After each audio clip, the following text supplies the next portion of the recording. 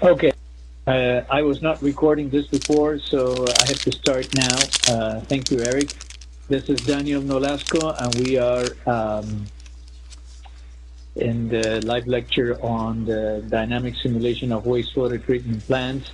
And today I'm going to be running, building a configuration, which is going to be based on the homework you have, and we're going to be looking at how to set up the plant, rearrange and move elements on the drawing board, connect elements with pipes, specifying process parameters, doing graphic graphs and tables in the album, and showing results, and adding different element information to the album so you can actually build it on your own later on as part of the assignment, and look into nutrient removal and the questions that were posed for this first assignment. So if you have no questions, I'm going to start with a clean slate here, clean board, and I'm going to start building a configuration similar to the one that we have on the assignment. So I'm going to start with an influent based on COD, and we have a series of 6 reactors.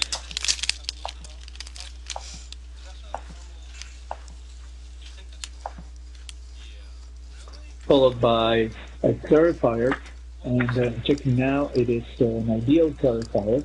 And before I do that, I'm just going to start organizing this so it looks better on the screen. So I'm just moving the reactors. If you cannot hear me or you cannot see well, let me know and I will go again. If you want, you can follow me, but I'm going to go fast so you actually can later on review this if you need to for the assignment. Obviously, it is important that you do this yourself and just don't rely on what I'm doing here, because when you practice, it gets to be better. So one of the things in this exercise is we're going to use an ideal clarifier. Later on, I'm going to explain how this works, but I'm going to put an ideal clarifier here. I'm going to put an effluent icon and a waste icon. I'm going to start connecting the different reactors.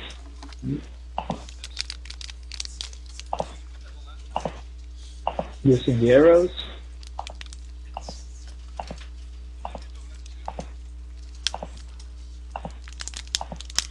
And I'm connecting now the bioreactor with the ideal clarifier. Remember that from the starting point of the arrow, when I placed my mouse on the icon, you'll see this thing that looks like the aiming gear for a gun or something. And you place it there, and again from the clarifier to the effluent. And I'm going to need a splitter to waste the activated sludge. I'm going to put the splitter somewhere here, and I'm going to connect again the clarifier with the splitter to the bioreactor, and the bottom of the splitter with the sludge icon. Now here I am forgetting a couple of things. Well, first of all, I should flip the splitter around, and I do that by right-clicking on the icon and do what is called a horizontal flip. I've already showed you last time how to organize the arrows. I'm just going to move this arrow down so it looks better. How to change names. The splitter, I'm going to call it WAS splitter if you want. Or it could be a WAS pump. I'm just going to call it WAS splitter. And here this icon is going to be the waste activated sludge. I'm going to move the arrow so it doesn't stand in front of the title of the waste activated sludge.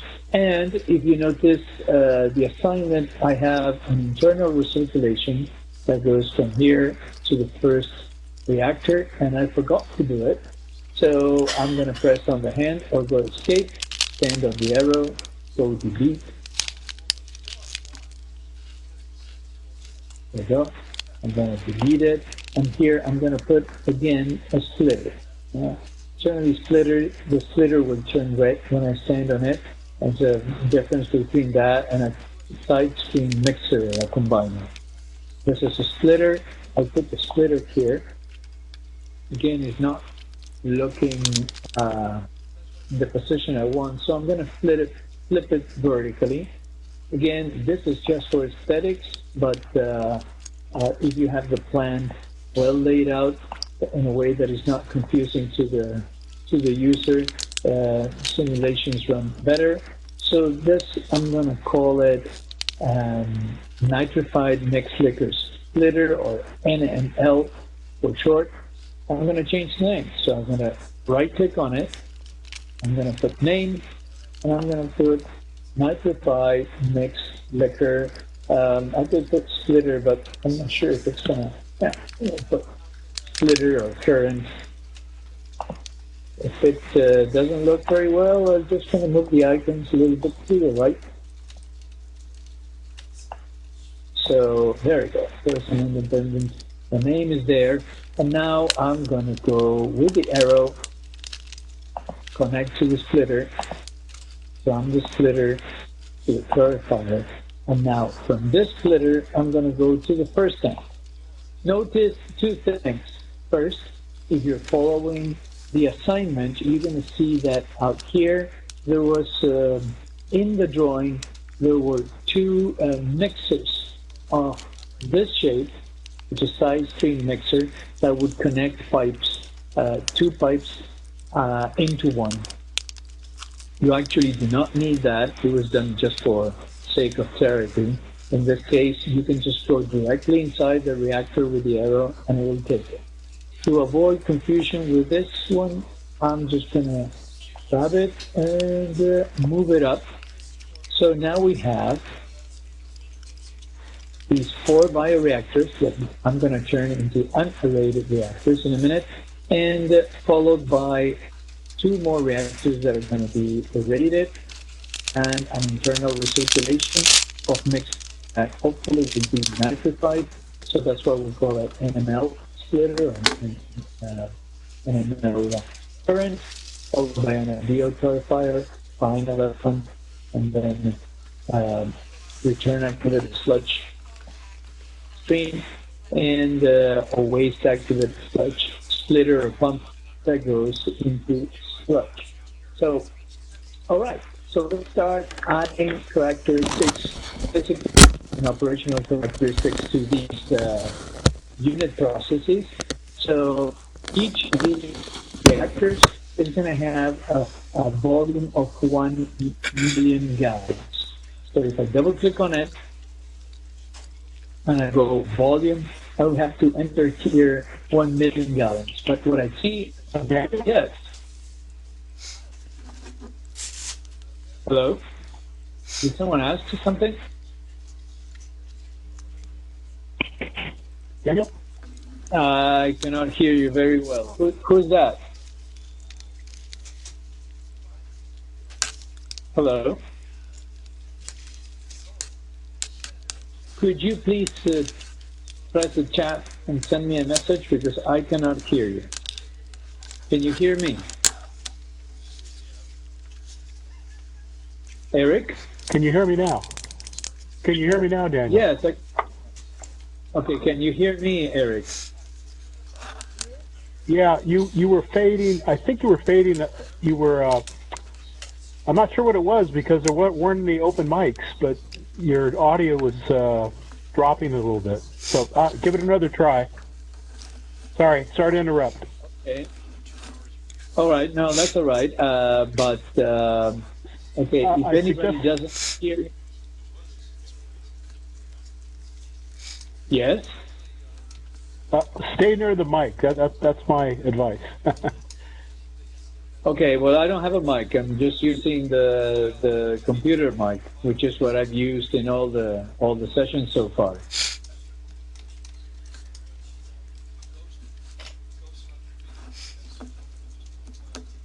All right. Well, if anyone participating cannot hear me well, just raise the hand, and I'll connect a different type of microphone and see if it works better with that. But I'm actually in the exact setup that I've been in the previous sessions. So if the rest of the microphones are off, this should work. So anyway, I'm trying to put the volume of the first reactor, and I noticed that the units are in cubic meters, not in million gallons. So what I'm going to do is I'm going to go to here at the top, project, current project options, and I'm going to go to the unit system. I'm going to tell the unit system that I'm going to switch to million gallons per day. Actually, you notice that I need to change into US units, but it's not asking me for volume, it's asking me for flow rate. But if I click on this type of flow rate, the volumes are going to be expressed in million gallons. So I go, okay. It's a good idea once in a while to save what you're doing. So I'm going to go click here, I'm going to save it. And since this is the first I do, I'm going to call it case or homework number 1, just in case it doesn't like the, I'm going to put it this way, homework number 1, I'm going to save it, and it has today's date. I'm just going to put the username is my name, and project is the UCI course. And I'm just going to close it. I can do other things, but I'm just going to stick to that for simplicity. And now I'm going to go back to the reactor. I'm going to either double click or press with the right mouse. And now you see here the volume shows up in million gallons. I'm going to put 1 million gallon. It has 12 feet depth. So I'm going to put 12 there. The width really doesn't matter much in these kind of reactors, so I'm just going to leave the width as it is. And in operation, I'm going to turn it into an unaerated reactor just by clicking there, and I'm going to go OK. And now it's starting to look like in the assignment. So I'm going to go exactly with do the same thing for the other 3 bioreactors. I'm going to go quickly. So go volume 1, depth 12, operation unaerated. And here, volume 1 million gallons, depth 12 feet. Operation unaerated. Okay, same thing for this last one. Volume 1, depth 12, operation unaerated. Now I'm going to move into the bioreactors that have air, and each one has 7.5 million gallon volume. So I'm going to double click on them. Put 7.5 million gallons. We have the same depth, 12 foot. And they have a dissolved oxygen set point of 2, which tends to be the default for biowind. So I'm going to go for the secondary rated one. So the flow rate, excuse me, the volume is 7.5. Depth is 12 feet. Operation is at 2 milligrams per liter of dissolved oxygen. I'm going to go OK. And I covered this first part. Now I have to define the implant characteristics. So I'm going to go into the COD implant, and I'm not going to change the name. I'm going to use this under constant conditions. Then I'm going to show you how to run it dynamically as well, but I'm going to start with basic constant, and I'm going to edit the data. And the information is in million gallons per day, as you can see there. And the data from the exercise tells me that I have 88 million gallons. So I'm going to go here and put 88. He has a chemical oxygen demand of 246. As a TKN of 24. As a nitrate value is not specified. Generally, nitrate coming into the plant, unless you're operating industrial plants, is 0, because the sewage lines work as a plug flow reactor, consuming all of the oxygen available in any form and shape. So nitrate is generally 0 coming in. I have no information in terms of pH, so I'm not going to change it. I have alkalinity as 6 millimole per liter, which is the same I have here, and TKN, I just filled it out. On inert suspended solids is, for this exercise, 15. That's the difference between total suspended solids and volatile suspended solids. There's no information on calcium and magnesium, therefore it should not be modified. They should not be modified. And dissolved oxygen is 0, which is what we expect.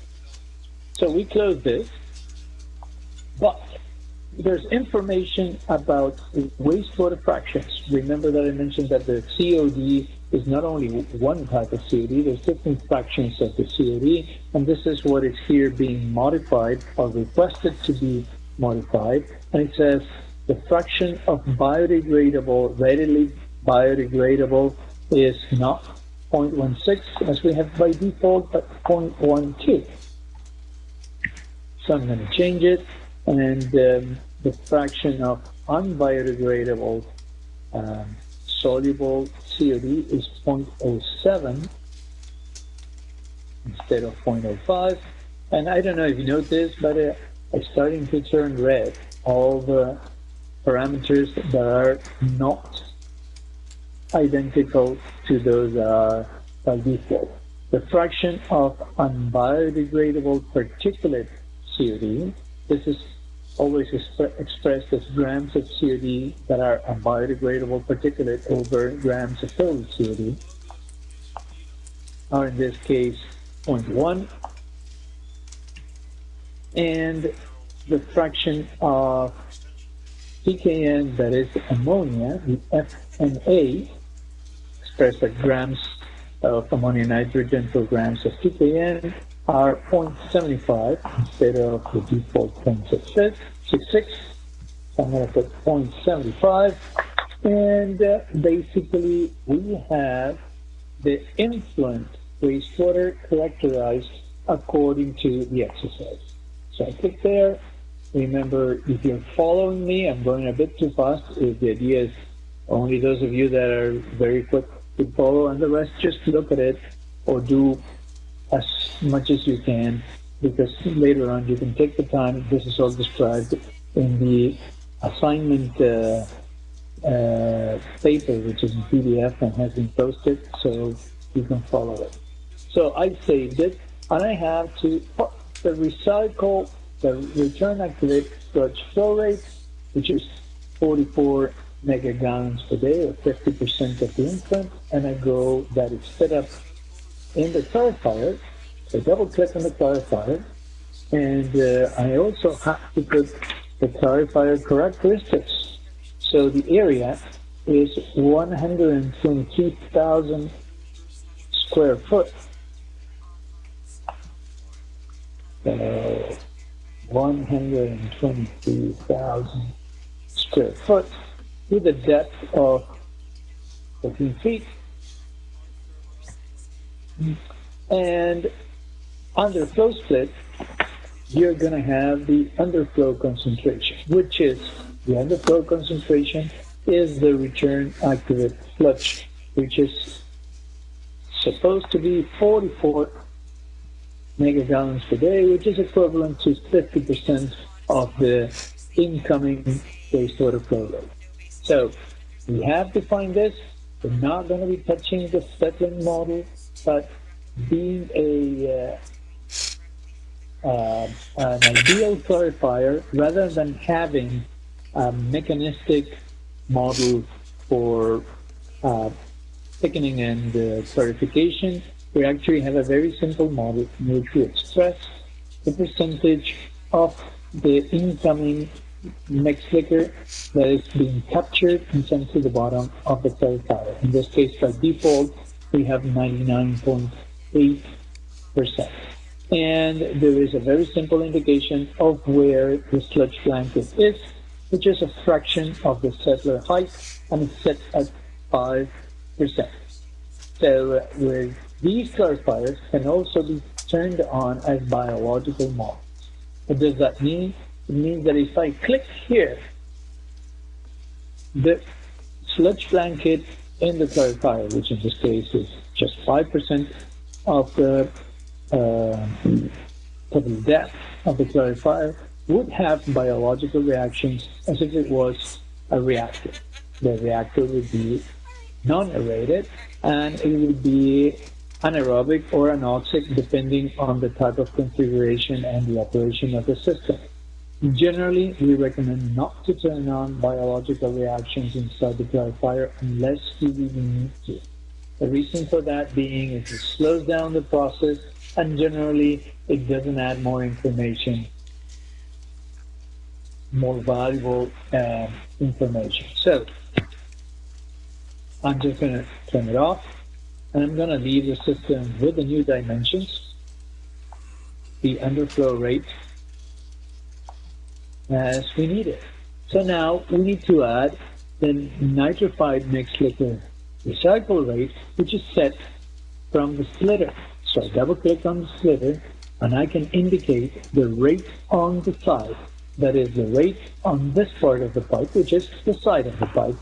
This being the main part of the pipe, this being the side. And I'm going to put 264 megagallons per day. So I have internal recirculation flow rate that is about 300% of the incoming flow rate, right? So I go OK, and the information in terms of flow rate that is missing is the waste activated sludge flow rate, which is controlled from the slitter here. So if I double click on it, and it tells me that I have to waste 1 million gallons per day, I'm going to put it there. It's a constant waste, which is pretty much what happens in these type of facilities, in the majority of them, and I go OK. So once more, I'm going to save this, and I'm going to continue with the last two pieces of information regarding the operational and physical configuration of the plant, which is temperature of the wastewater and nitrification rate. So the temperature of the wastewater can be found here in project temperature, and by default it comes at 20 C, and I'm going to modify it to 18 C. This is generally not Californian conditions, and maybe some conditions in the mountains and ski resorts and all that. It's a bit too cold for California water, at least in the southern part of the state. And then we're going to change the nitrification rate, which is also described in the assignment. And the way to do that nitrification rate is a kinetic parameter for the model. It's the growth rate of the ammonia oxidizing biomass. And again, all those modifications are kinetic and stoichiometric parameters, as well as temperature, and some of the aeration conditions and settling conditions are modified under project parameters, kinetic. And here I'm going to go knowing that the nitrification rate has to do with the ammonia oxidizing biomass. I'm going to click there. In this case, instead of 0.9, I'm going to put 0.8. But probably this could be the case in some plant where that's being measured, and which needs to be 0.8. Remember that. I've been telling you this, and I'm probably going to be repeating it quite often, is that we generally do not touch kinetic and stoichiometric parameters for the model unless we are sure that that needs to be done. Generally, most of the calibration effort has to do with right physical configurations, correct operational parameters, and good influence characterization. If those three are properly done, in 95% of the cases, you do not need to touch kinetic and stoichiometric parameters. But if you see that in plants that those parameters have changed, I would argue that the most commonly observed changes are in the maximum specific rate of ammonia oxidizing biomass, which is what I'm doing here. So I'm going to click OK. And basically, I already have on the screen all the elements that make for this modified wood-set secondary layout. Very well. This, as you know, this is a layout that is set up to do biological nutrient removal. So if I have an influent and I expose it to unaerated tanks, quite likely the nitrate that is generated in the bioreactors, and I say quite likely because if it's properly designed, the ammonia is going to be oxidized to nitrate. Nitrate is going to be recirculated to the front end. Also, nitrate is recirculated from the bottom of the API clarifier to the front end, and this nitrate exposed to fresh, readily biodegradable COD would be reduced to nitrogen gas and is going to go to the atmosphere, thereby removing nitrogen. So let's start now looking at how elements are added to the drawing board. How elements are added to the graphs or to the alga. One more thing that I generally do in these cases is I go here into the main one, the main panel, and I check this check here.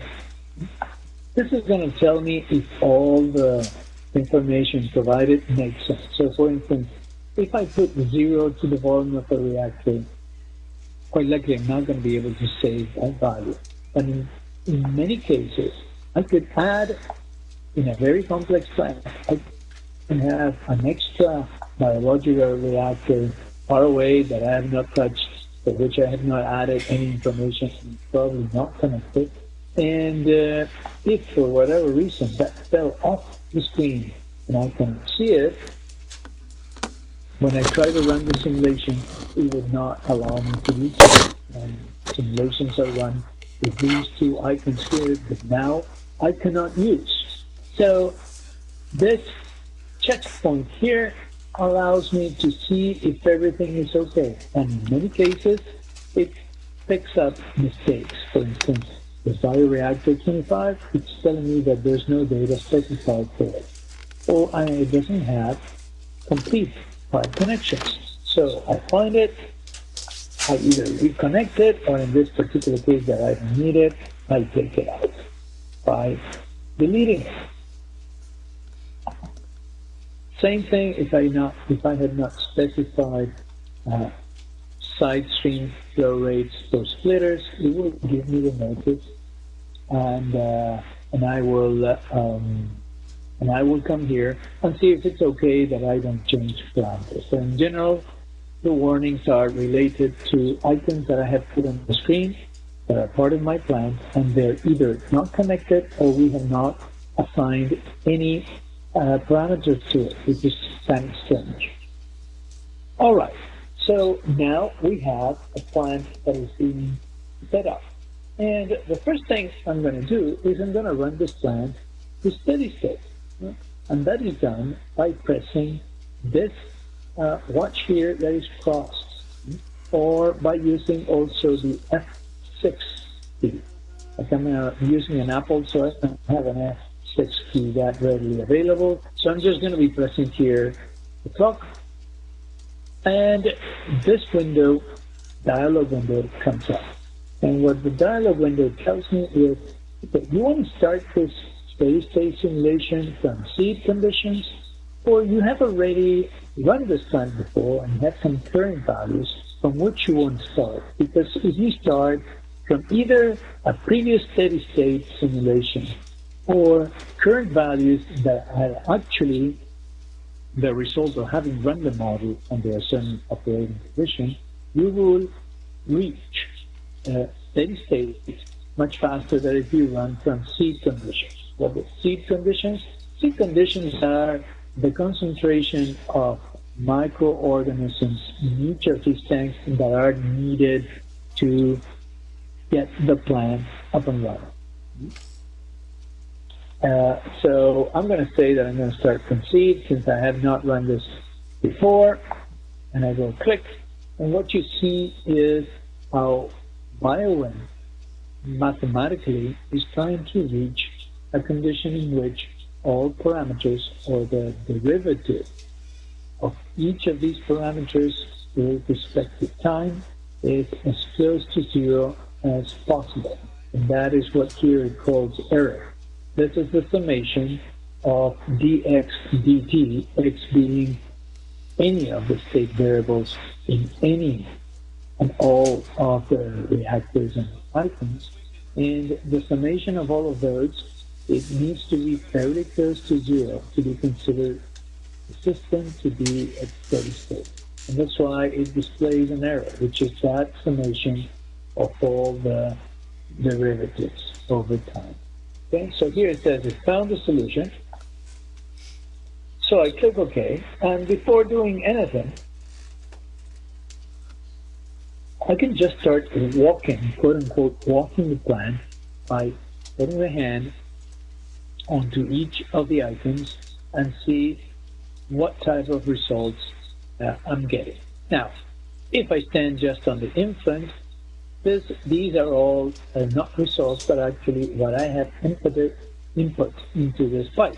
So if you see here below, that's going to be my flow rate in MGD, my COD, total killed nitrogen, TP, volatile, total suspended solid, and BOD. Now, you remember, I did not enter BOD, total suspended solids, and volatile suspended solids. I did enter these 5 values up here, and I have by default fractions of COD defined. Now, based on those fractions of COD and knowing the relationship between the COD of volatile suspended solids in infant wastewater, which is one of the stoichiometric parameters that come by default that you could modify, the system calculates volatile suspended solids, total suspended solids, which are the volatiles plus the inerts, and calculate the total carbonaceous BOD. In this case, the carbonation BOD is a composition of all the fractions that are biodegradable in the COD, and they're expected to be biodegradable after 5 days. All right, so this value is more of an approximation as a fixed value. But what we know is that COD is the value that we have. Now, if we move along the reactors, we're going to be able to see characteristics that are now more realistic and compatible with what we would expect of an MLE system running under these conditions.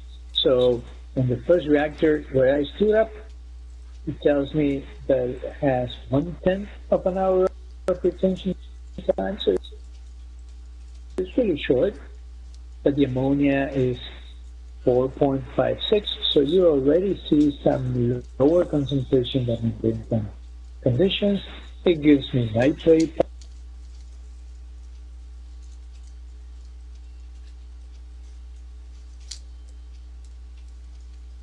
values, nitrite. It tells me the phosphorus, soluble phosphorus concentration, and this here is the mixed liquor total suspended solid, MLSS, which is around 2,500 milligrams per liter. There is no oxygen transfer, so the oxygen transfer rate is 0 pounds per hour. There's no airflow rate because I turned it off.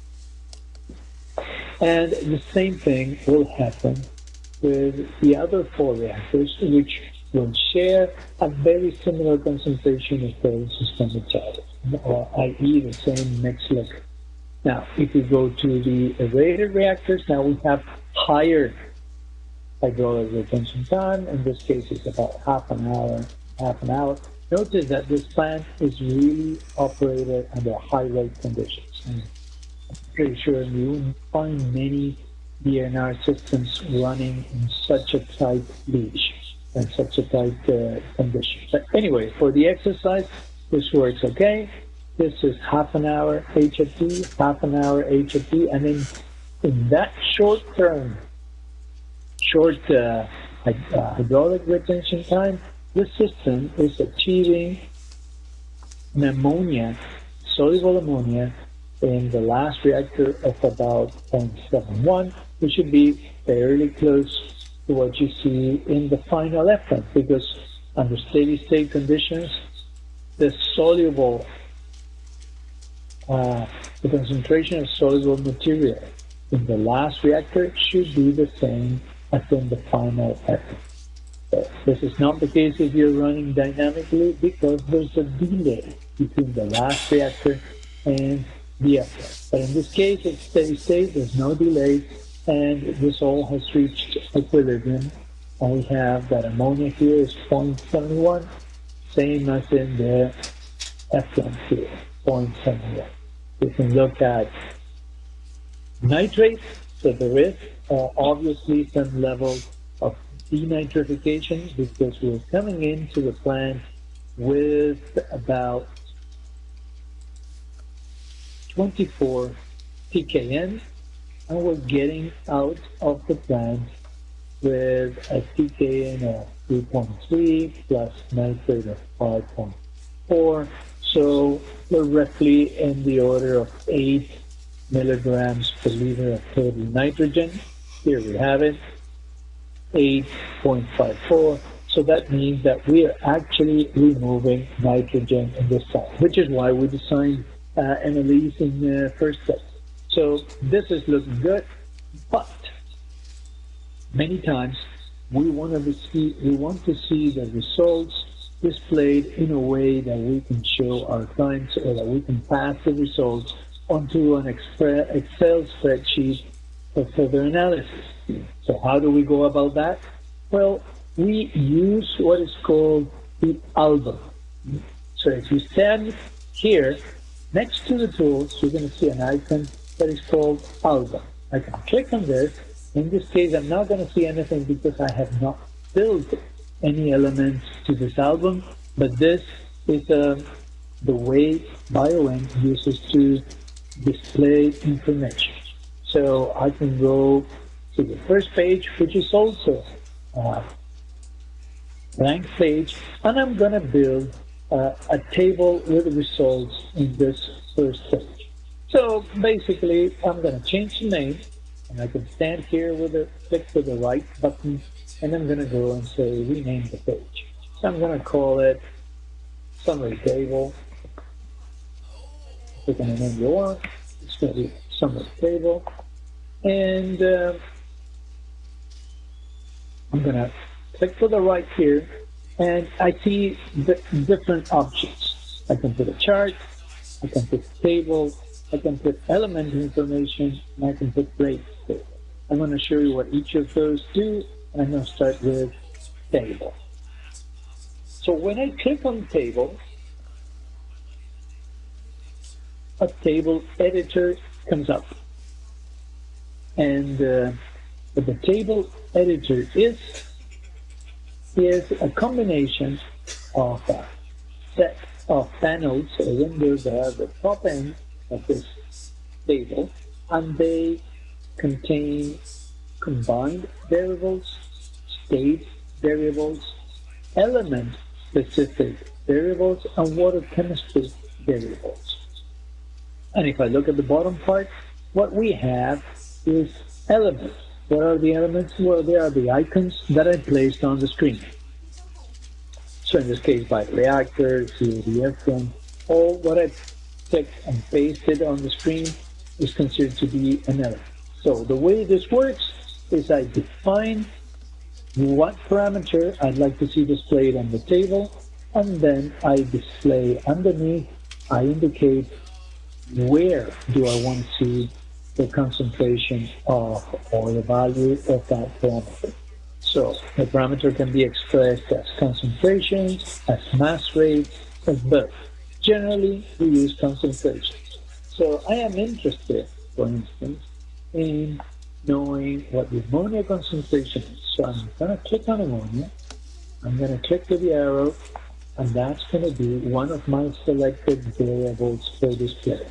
From, if you remember, the large spreadsheet that is Peterson matrix for this model that BioWind uses with 55 state variables, 70 processes that modify that, is going to give you an idea that you don't want to plot, you don't want to have in a table all potential variables, because it's going to be really difficult to locate what you're interested in looking at. So basically, this is the reason why you have these tables that you can edit. So rather than saying plot everything and all the results, which would be quite messy, I select what I want to see. So in this case, I select ammonia.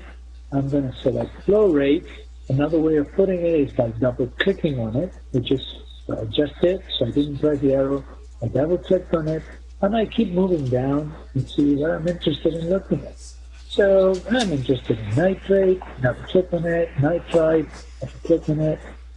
Keep going down. If I was interested in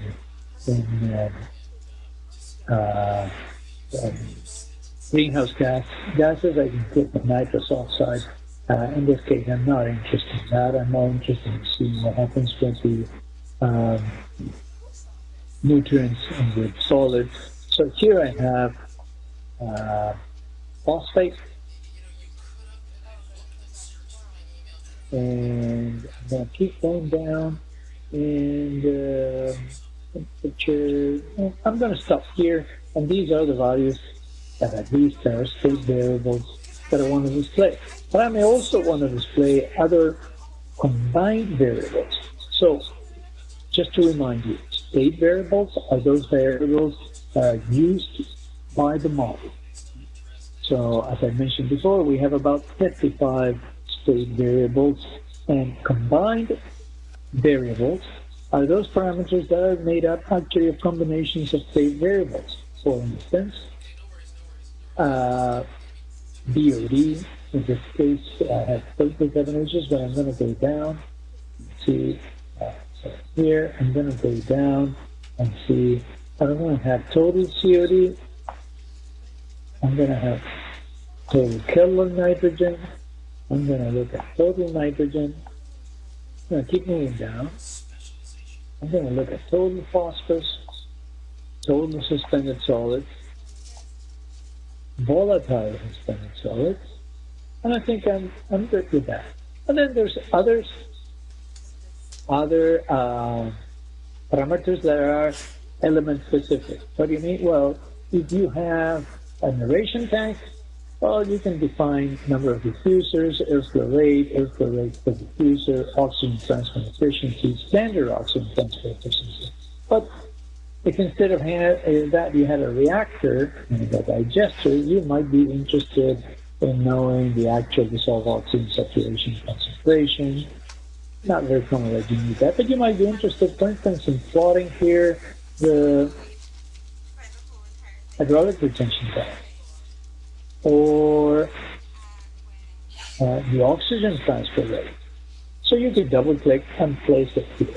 Now, in this case, I'm just interested in these variables and in different locations. For instance, in the influent, in the effluent, and in the bioreactors. Now, I can specify one by one which bioreactors I want to have. So if I click on the plus sign there, I can click on each of them, it's more time consuming, and list them here. But if I just wanted in the first or in the last of the reactors, I could just open it up and click the first and then the last, or do what I just did here, stand on one bioreactor and click delete, and it will go away. But I'm interested in that bioreactor and I'm going to put it in. But now I put it at the bottom. So I have the capability of organize the order of the selected elements by standing on the element and moving up or down with the arrow. In this case, I want to bring the bioreactor up. I want to bring the effluent to where it belongs, which is downstream of the reactors. And I think it looks okay. This is my influent, the 6 bioreactors, my effluent, and these are parameters I want to see. And really, they're not lined up the way I like to see them. I like to see first the flow. I'm going to click on it and move it up. Then this total chemical oxygen demand. Then I want to see pKn.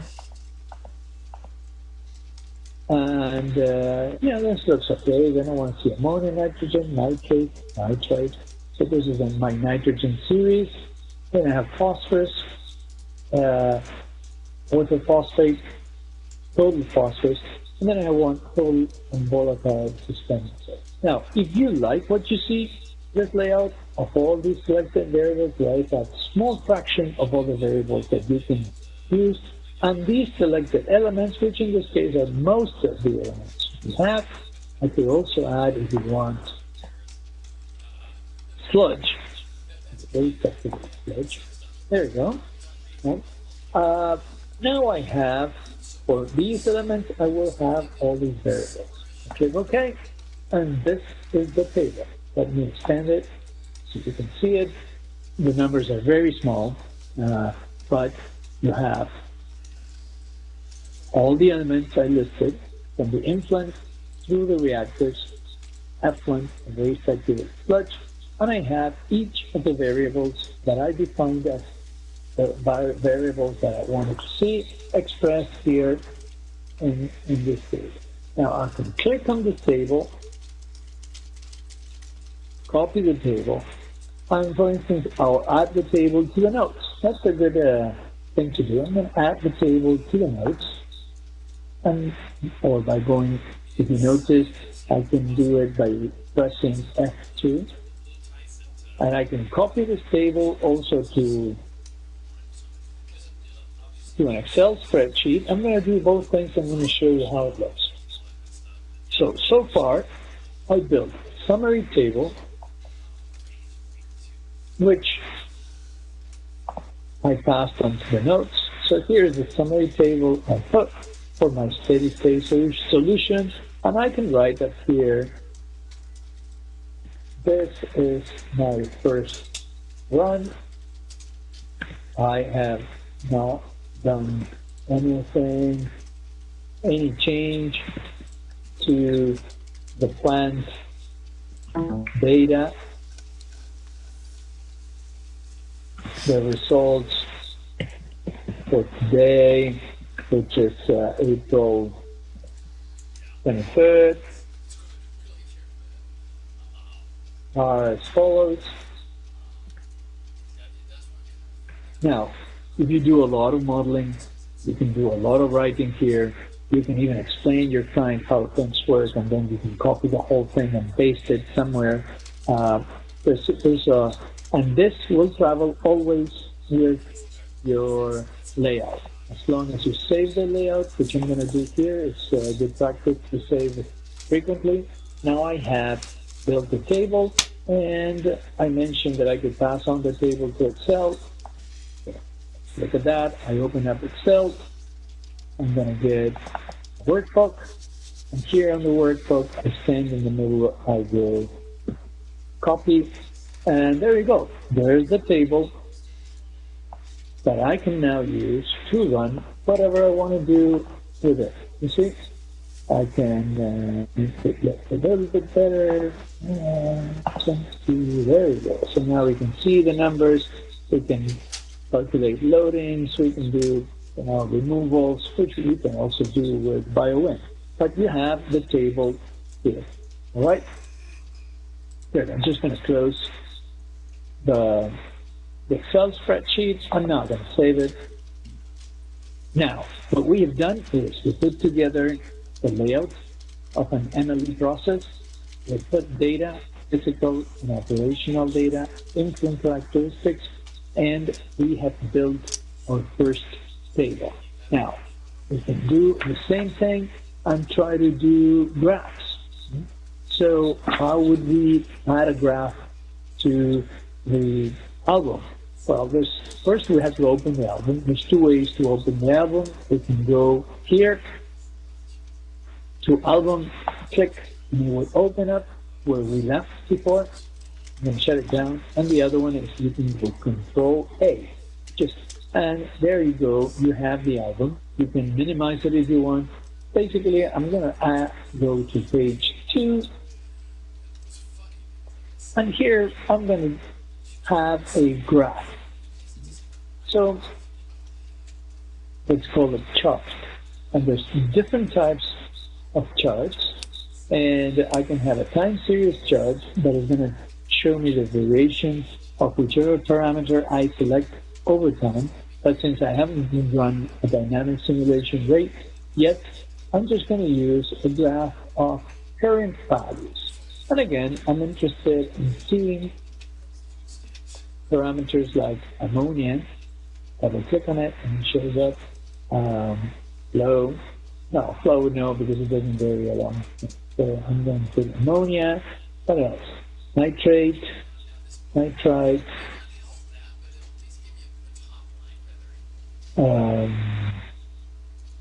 I'm going to use, for instance, soluble phosphorus, BOD, COD. I'm going to put also total suspended solids.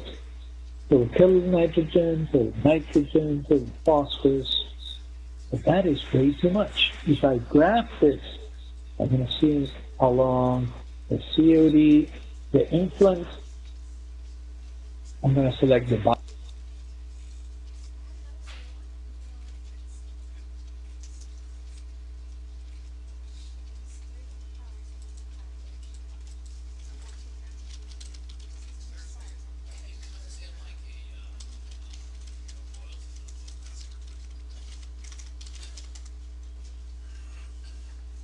bioreactors.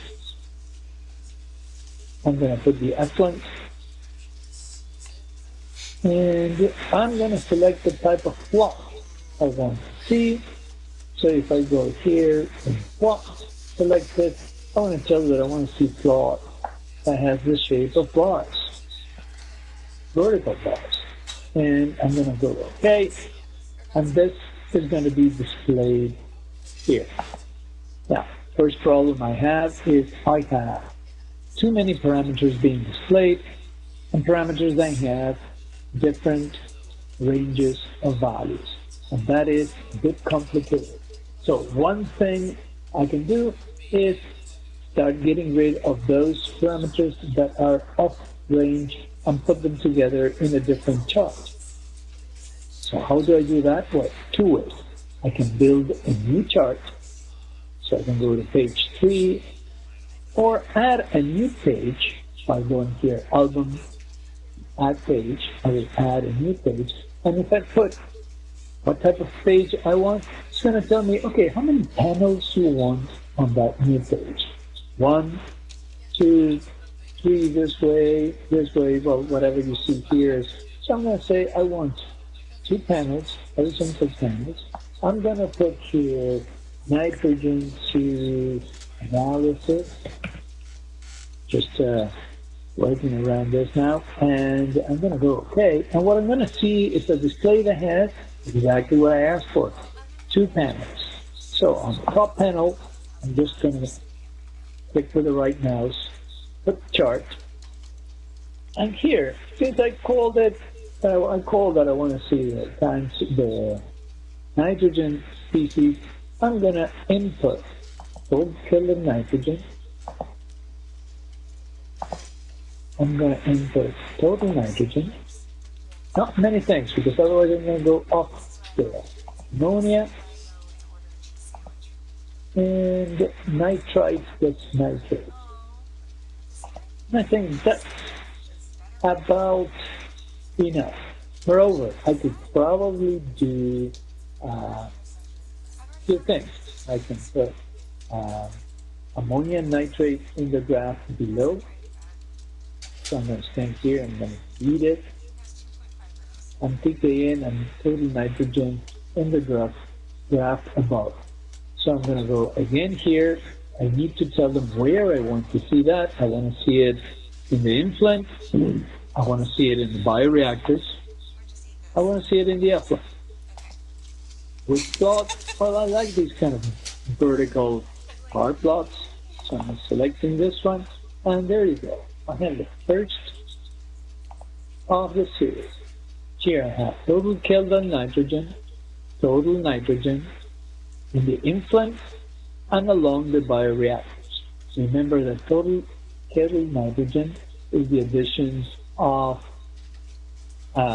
ammonia and nitrogen plus organic nitrogen. And there's considerable amounts of organic nitrogen incorporated in the biomass. Since I have probably next level concentrations in the order of 2,000 or higher than that milligrams per liter, I'm going to have a strong component of nitrogen inside the plot, which is being displayed here. But if you see, I'm getting inside the system with approximately 24 milligrams per liter of pKn, which is the same here as total nitrogen, and I'm getting out with total nitrogen value of 8.5. If I want to see what happens with ammonia and nitrate, I'm going to do a similar graph underneath, but just for ammonia and nitrate. So I'm going to click to the right, put chart, select ammonia. I'm going to select nitrite plus nitrate. I could do just one of them, and I'm going to do the same thing for which elements? COD in the influent, bioreactors, effluent. It's actually not COD in the influent, but it's the influent icon, which is called COD influent. All right, I'm going to select the plot. In this case, I made a mistake. It's asking me for lines over time. What did I do? Oh, okay. You see, I selected time series, but I don't have these variables varying along as a function of time, since I have run this only to steady state. I have only one value. So I should switch to current value, and unfortunately, I have to start from scratch. So I'm going to put ammonia, nitrate plus nitrate. Again, influent icon, bioreactors, effluent. I'm going to select the plot.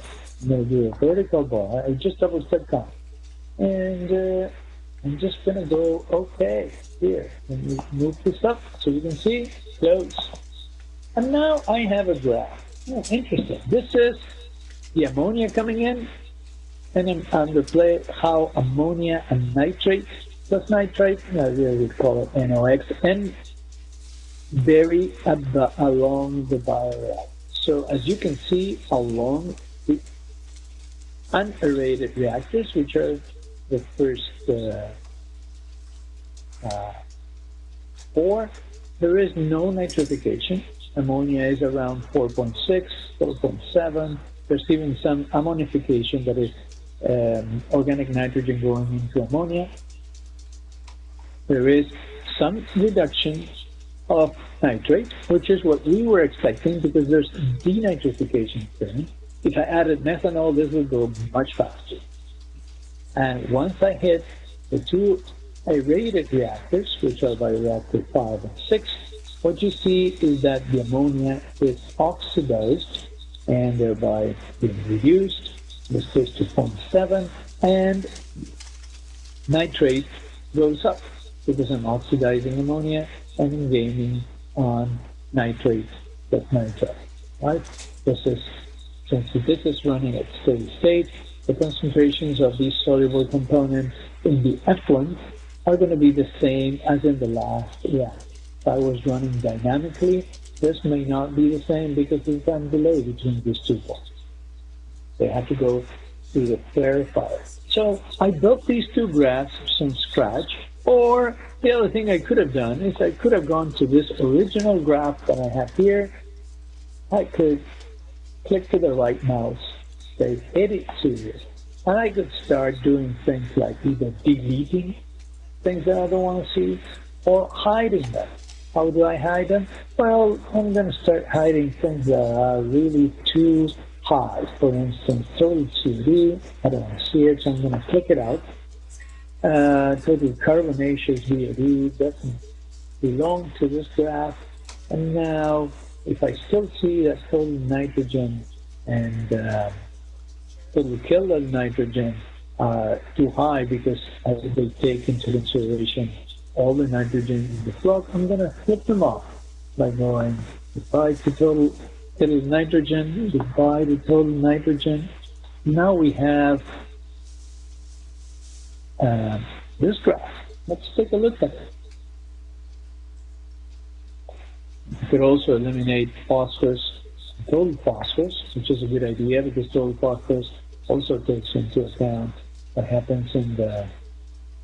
I'm going to eliminate. Well, basically, I come back to the original graph that we have in the other. I will have ammonia, nitrate, nitrite. I can modify the graphs here. I can change the name of the graph. So I double click on the chart. There's this title. I modify it, and it says I can modify this graph to suit my client needs. I can change what it says here. I can change the scales. If I double click, if I go with the right mouse, I can edit the axis. So the left axis, rather than having a scale that is automatic, I can take it out and say, no, I don't want it to be 19.3 because it's the automatic one. I want it to see at 20. I want to see it subdivided in 5. So here I'm going to change, and the increment is going to be 5. So in this way, I have a better looking graph. I can even put here, I'm not sure what it looks, milligrams of phosphorus per liter. That's because I had that originally, but I can go click to the right, edit the ax, and edit the title of the ax on the left, which is here, title, and I'm going to say concentration, and this would be not milligrams of nitrogen, but milligrams of, no milligrams of phosphorus, no milligrams of nitrogen. So I put milligrams of nitrogen, I close, and I have my graph modified to my needs, to the client needs. All right. So now we're going to look into running this under dynamic conditions. And one way to do that would be to add some dynamic values to the plant, so to the input. Now, this requires a little bit of work, And I'm going to show you how you can do it. Then just double click here. And I'm going to go variable data. I'm going to edit data. And this, I can do it by hand, or I can do it copying and pasting from an Excel spreadsheet. Now that's going to take a little bit of work. I don't have a spreadsheet prepared for this, but what I'm going to do is I'm going to look at how much flow I had. It was 88 million gallons. So I'm going to edit the data. I'm going to leave everything constant. I'm going to have 24 rows.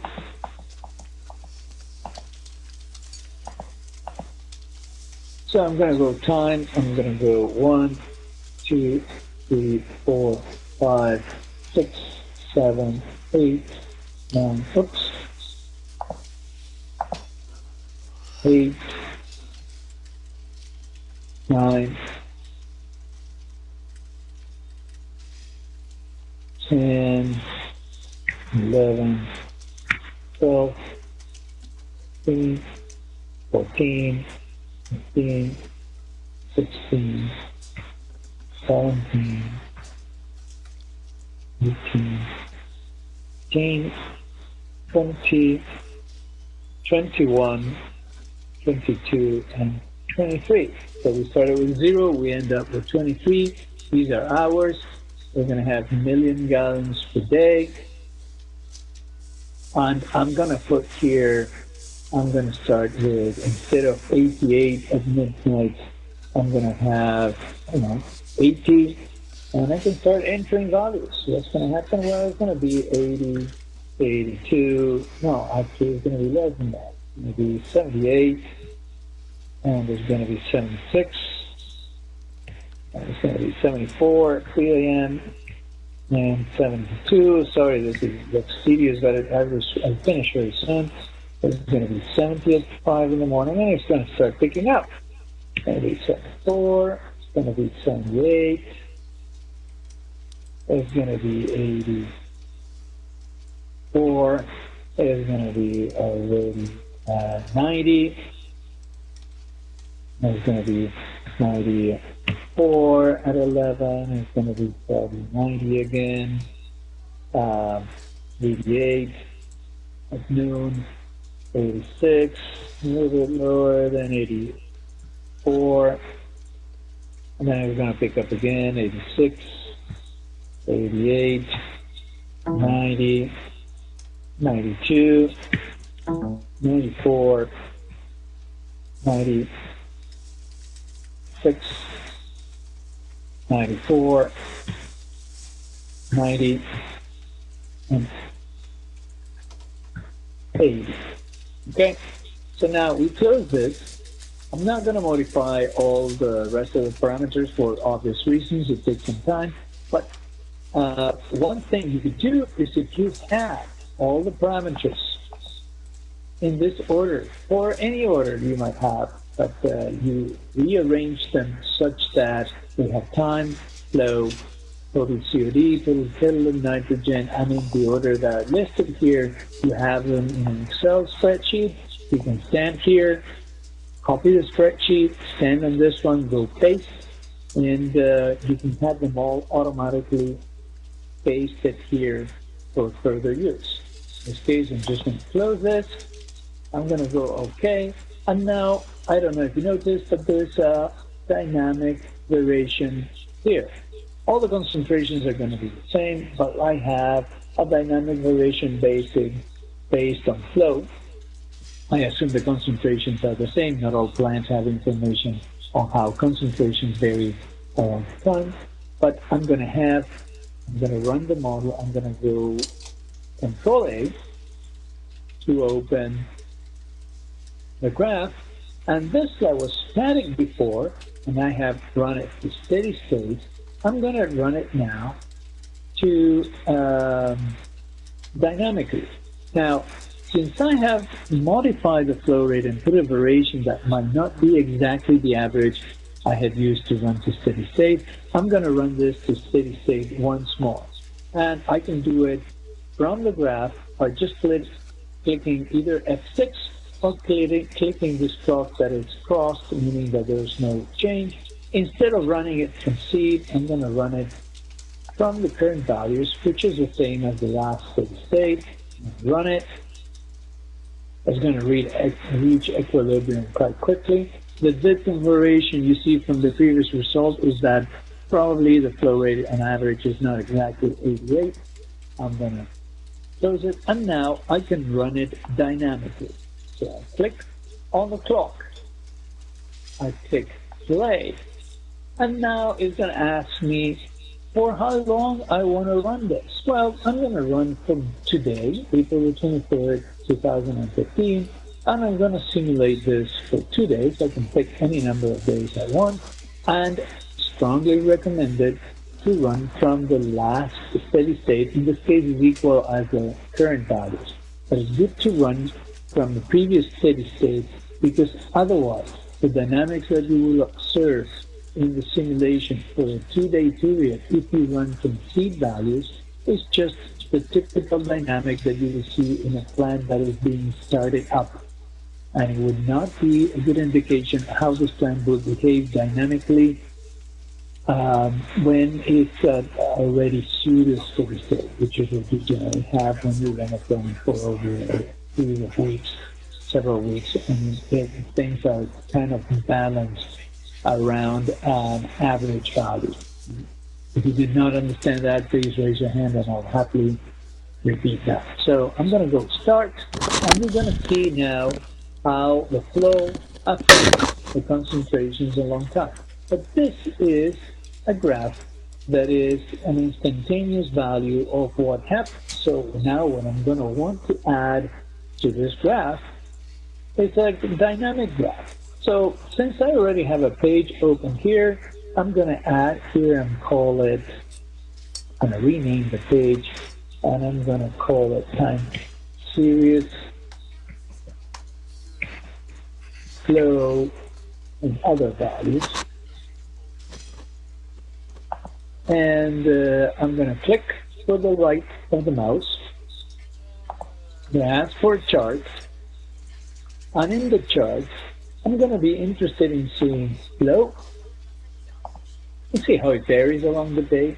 And I'm going to see ammonia. And perhaps nitrate.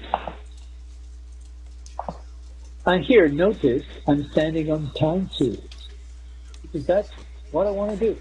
And where do I want to see flow, ammonia, and nitrate? I'm just going to pick, to simplify things, just in the end. So maybe in the influence and in the end. So at least I see how they evolve over time along the plant. And I'm going to select a plot. In this case, yes, I can pick one of these fast line at different types of plots. I can have points, line and point. I generally use this one. You can pick any one you want. So I'm going to go, I'm just going to go those here. I forgot to save. I haven't saved this in a long time, so I'm going to go File. I'm going to click Save. And I'm just going to run it dynamically. Now, I'm going to get the question whether I want to continue for another 2 days, or I could also start from scratch. If I want to start from scratch, I can close this, stop the simulation, but in this case, I'm running it. And what am I seeing here? All right. Terminate the simulation, yes. So what I'm seeing here is the graph with the flow rates I put. And it really doesn't look like a typical diurnal variation of the plant, but at least I have the variation of flow that I showed you before, starting at 80, coming down, going up, dropping again. Well, that's a pretty bad diurnal variation. Should have done a little bit better. I'm going to do this simulation again the next live session, and I'm going to put a better diurnal. I'm going to copy it from an Excel spreadsheet so you see it. And basically, this shows how the flow varies. It is not exactly the same as the flow in the F1, which is the line underneath, because the difference is the waste activated sludge flow rate. I have about 30 of ammonia nitrogen in the influent. Don't get confused. This is the name of the influent icon. COD influent 0 is the name of the icon. And I have flow attributed to that icon, ammonia nitrogen, and nitrate nitrogen. And these are fixed because I didn't change them over time. So they're constant. The variability is in nitrate nitrogen, that you can see some variability there, and in ammonia in the effluent, which is the green. Now, these do not show much variation because I'm comparing them to flow rate, not concentration. I need to modify this flow rate that is in the order of gallons. So I'm going to organize a little bit this graph by editing the axis. I'm going to edit the left axis. First of all, I don't like automatic ones, so I'm going to put 100. I don't like the title because the title actually should be MGD. And I don't like it with so many divisions, so I'm going to say that the MGD give me every 10. That looks better. And I can close this. And now I'm going to say, now we know this is constant 30, we can leave it there, but I'm going to edit the series. So COD in the influent, that's, excuse me, the flow in the influent. I don't need the flow in the effluent, so I'm going to get it out. What am I going to do with these values? So influent ammonia is okay, influent nitrate is 0, so I'm going to get it out. You're not going to see any change, but at least I have a less cluttered graph. And for the effluent one, these two, I want to see them on the right axis, vertical axis, which I don't have yet, but I'm going to create it. So I'm going to go series. I'm going to go for effluent ammonia, and I'm going to tell it that I want the vertical axis to be on the right. Now this is starting to look better, and also I'm going to do that for nitrate in the effluent. I want to see it on the right. And now this is starting to make more sense. I'm going to close this, and I'm going to do some modifications on my right axis. For instance, I'm going to make it, I'm going to edit axis, and I'm going to edit the right axis. Again, I don't like automatic. Since I broke up the left axis from 0 to 100, I'm going to do the right axis from 0 to 10 because experience shows that it's going to look better. I'm going to break up the lines every 1 milligram, and they're going to match the division here in 10. So that looks better. I'm going to close it. And now what I can see here is the variation of nitrate nitrogen in the effluent along the 24 hours, ammonia along the 24 hours. Somehow you could probably sense when there's a peak, ammonia peaks, but really this doesn't have a diurnal variation. I just wanted to show you how to do it in bio. Other things that you can do is, for instance, define solids retention time. So basically, what you have here is a very basic intro on how to do graphs and tables, how to build up your configuration. I'm just going to give you one more tip, which is how to define solids retention time. And for that, we have this tool here, marked here, which looks like a valve. It's called active SRT.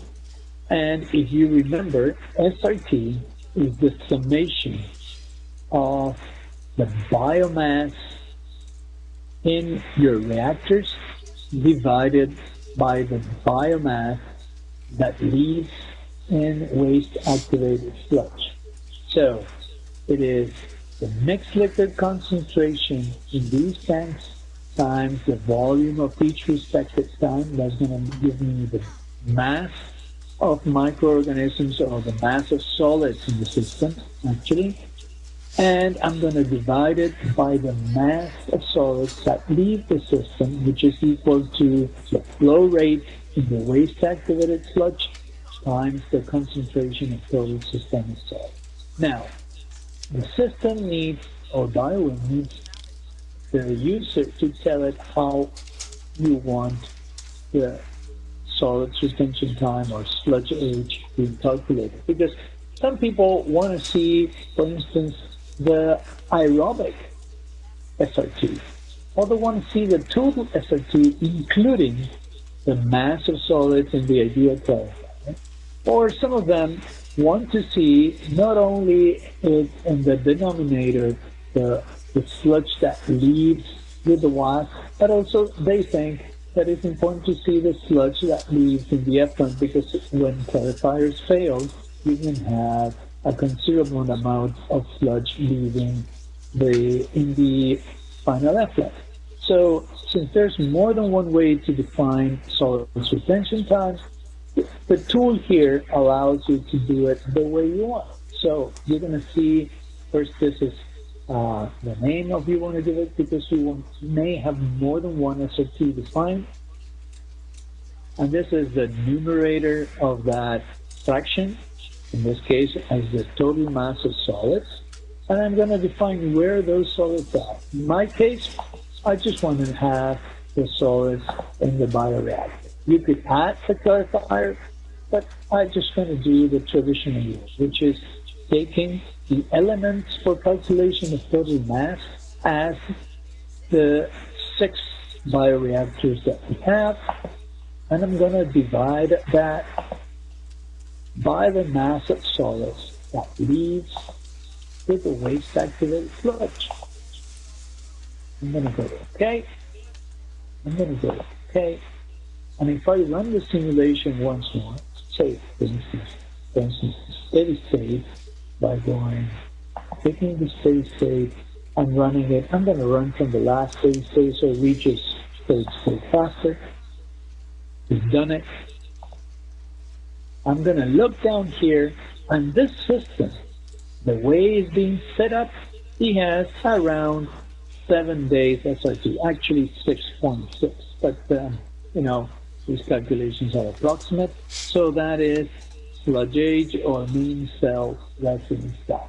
So it's about 5 minutes to end this presentation, and I haven't had any questions from the participants. Here it says that I'm recording, which is good, and I want to know if you have any questions of what I've presented. Some of you who probably have already done the first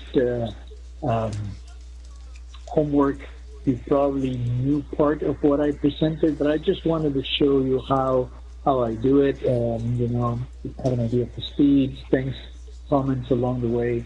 But if you have any questions, I am opening chats and opening my ears to any questions you might have.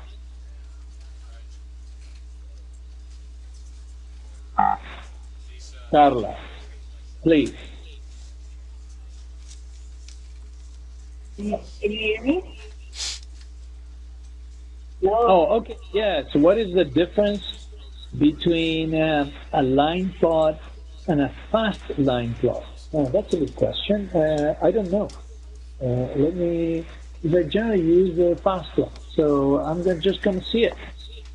So I got here, and I used, I think it used the fast line, didn't I? So I'm going to add page, and I'm going to do like this one, and I'm gonna do. I'm not sure what I did before, right? Line plot. I'm gonna call it, and I'm just gonna see what happens. Sorry about that. So I'm gonna go chart. I'm gonna grab flow quickly. I'm gonna grab it for the CAD implant. I'm gonna double click because there's many things here in front of us. And I'm going to select a plot that was fast line, and is this one the one you mentioned, the fast line and the line plot? Yeah, the line plot. I'm curious to see what the difference would be. No, I don't see any difference up front. So I don't know. I don't think there's. I'll find out. And I generally use the first one, so I'm not very keen in formatting. I generally just read whatever the tables and draw my conclusions from there. But sorry, I don't have an answer, but they seem to be both the same.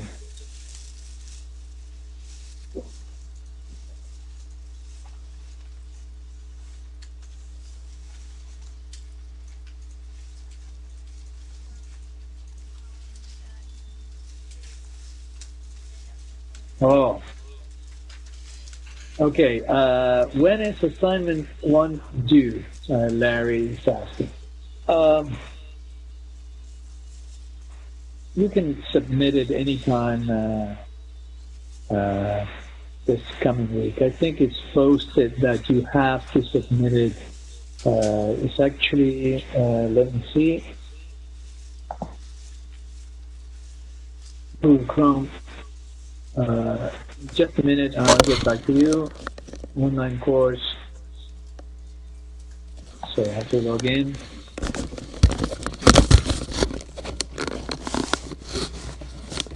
I think it shows week 1, week 2. We're in week 3. Assignment.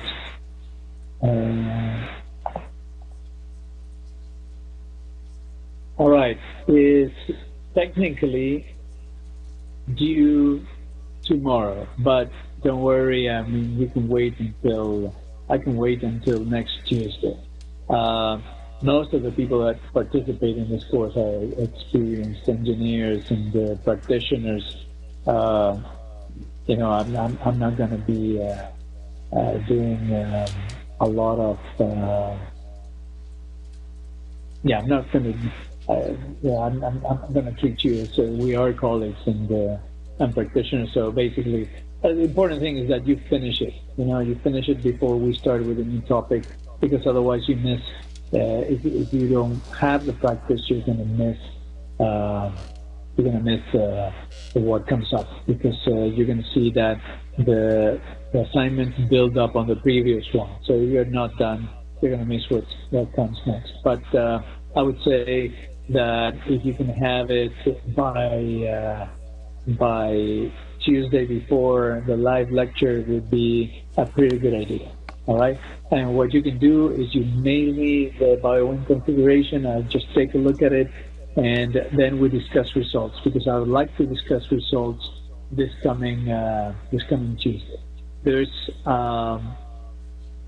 some pending questions here, and just from Carla, but we are on schedule to finish. It's 8:59. So what I'm going to do is I'm going to copy to my screen Carla's question, and I'm going to reply it to all of you, sending an answer by email. Thank you very much for your questions, Carla and Larry, and to all of you for your participation tonight. And I will get back to you on any pending questions you might have. Feel free to send questions through the website. I prefer if you do it through the website so everybody can see it. Otherwise, if you send it to me in email personally, then I have to answer, I have to post it, and I'm not very good at doing that. So anyway, Good night to all of you. Thanks for participating. Send me your comments, questions, and whatever, and we'll carry on. And have a great weekend if I don't talk to you before. Bye-bye. Good night. Good night.